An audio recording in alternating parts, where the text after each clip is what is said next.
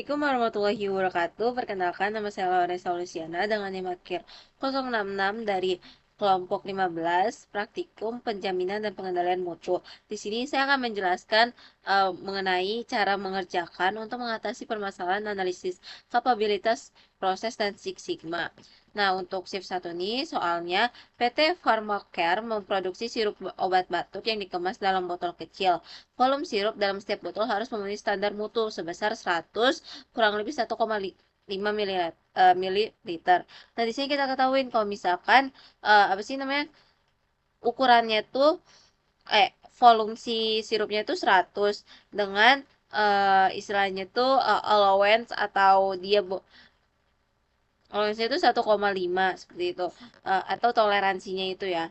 Untuk menjaga konsistensi mutu, tim quality control mengambil 5 sampel botol setiap hari selama 25 hari. Berikut merupakan data hasil pengukuran dari volume sirup obat batuk. Jadi kita punya 5 sampel seperti ini. Yang uji 1, uji 2, uji 3, uji 4, uji 5 dalam 25 hari. Terus kita diminta untuk lakukan analisis kapabilitas proses dan simpulkan apakah proses tersebut mampu memenuhi spesifikasi kualitas. Itu untuk soal nomor 1. Untuk soal nomor 2, PT Lulupek adalah perusahaan yang memproduksi tas ransel berkualitas premium. Untuk menjaga konsistensi mutu produk, perusahaan melakukan pengendalian kualitas berbasis Six Sigma selama bulan Mei 2025. Tim Quality Control melakukan inspeksi harian selama 30 hari berturut-turut terhadap produk tas ransel. Pemeriksaan dilakukan berdasarkan 4 kriteria dari Critical to Quality atau CTQ, yaitu tali putus, resleting macet, bahan sobek, dan logo miring. Berikut merupakan tabel data hasil inspeksi harian. Nah, kita tahu kalau misalkan kita punya 4 kriteria nih ini. Nanti kita diminta untuk berdasarkan data hasil inspeksi tersebut, maka tentukanlah nilai DPU atau defects per unit, nilai DPO defects per opportunity atau per kesempatan, terus nilai DPMO defects per million opportunity, makanya nanti ini kita kali 1 juta, terus level sigma dari proses produksi tersebut.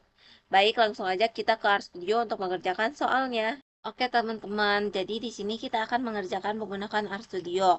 Nah, di sini kita akan mengaktifkan package Read XL sama QCC.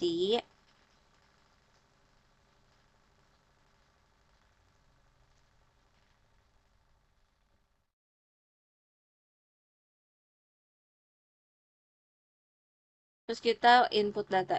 Nah, di sini tuh input datanya itu jadi uh, so, data yang tadi atau data dari 5 sampel selama 25 hari ini kita masukin ke Excel. Habis itu baru kita satuin ke RStudio-nya.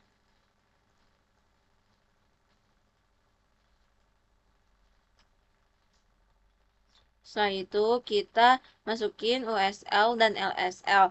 USL ini atau upper, jadi dia kayak 100, ini targetnya, dan toleransi kita kan 1,5. Nah, upper itu plus, jadi kayak di atas 100, berarti 100 1,5. Nah, LS kan lower, berarti di bawah itu, jadi 100 dikurangi 1,5. Seperti target kita tuh 100. Jadi akan kita run. Lalu kita menghilangkan kolom subgroup atau nih kolom yang ini nih. Kolom ini subgroup ini kita akan hilangkan supaya dia tuh nggak terbaca. Jadi kita cuma mau ngebaca yang bagian uji-ujinya ini.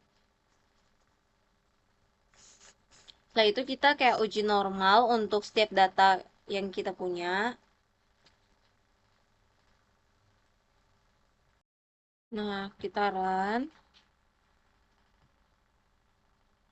Nah, kita udah punya nih data v-value kita 0,35. Terus data kita akan ini data uji normal kita udah dapat nih. Habis itu kita buat peta kendalinya.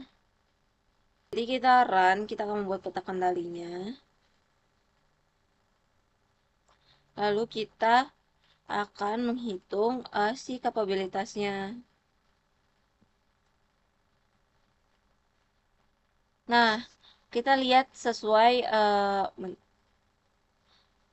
apa kapabilitas analisis yang udah kita lakuin. Nah, kita kalau jadi kita dapat nih standar deviasinya 0,3424 dari target 100, lowernya itu kan 98,5 atau 100 dikurangi 1,5, OSL-nya 1,1,5. Nah, kita senternya itu 100 atau targetnya.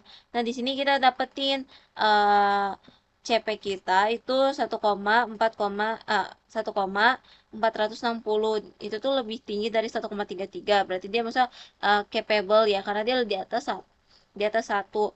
Jadi itu pun bagian CPL, CPU, CPK, CPM itu semuanya di atas 1,33. Jadi dia tuh eh, berada di termasuk ke data. Jadi nggak melewati LSL atau WSL, dan dia juga maksudnya capable karena dia di atas satu, seperti itu. Jadi kita lanjut ke soal nomor 2. Nomor soal 2 kita aktifkan package lagi. Setelah itu kita. Nah, selanjutnya untuk soal nomor 2 kita kan di sini diminta untuk mencari DPU, defects per unit. Jadi kita mau cari cacat per unit itu dalam satu unit itu berapa.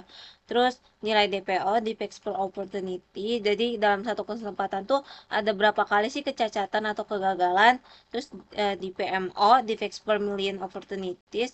Jadi kita tuh kegagalan yang bakal terjadi dalam 1 juta kesempatan. Terus kita bakal nyari level Six Sigma. Ini itu nanti bakal kita dapetin setelah kita melakukan perhitungan si DPMO. Jadi kita lanjut ke RStudio-nya. Nah, selanjutnya kita akan mencari yang DPU-nya dulu. Selain itu kita nyari DPO. Nah, 4 nih dari mana sih? Nih, 4 tuh kita dapat dari ini.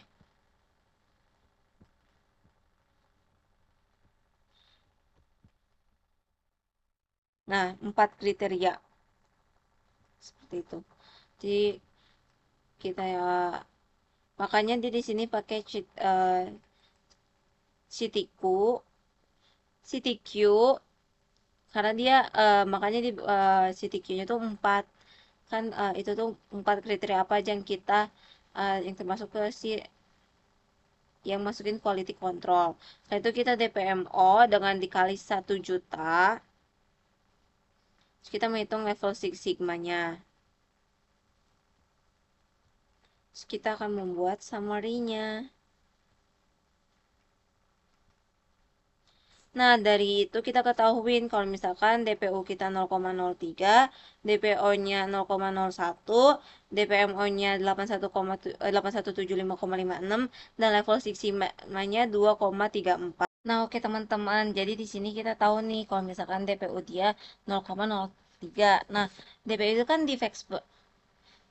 DPU kan itu defects per unit. Jadi kita tahu nih kalau misalkan kita tuh punya uh, rata-rata bakal ada 0,03 cacat per unit, per unit si produknya. Atau kalau misalkan kita analogikan dari 100 berarti kita bisa dapat 3 cacat seperti itu.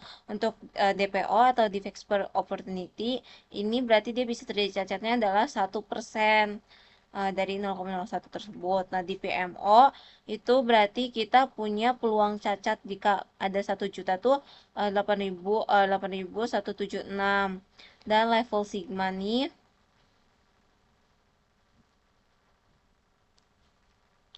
dia tuh punya tingkat cacat sebesar 2,34 atau termasuk yang masih tinggi. Seperti itu. Baik, sekian penjelasan saya mengenai bagaimana cara mengerjakan soal analisis kapasitas dan Six Sigma. Kurang lebihnya mohon maaf. Wassalamualaikum warahmatullahi wabarakatuh.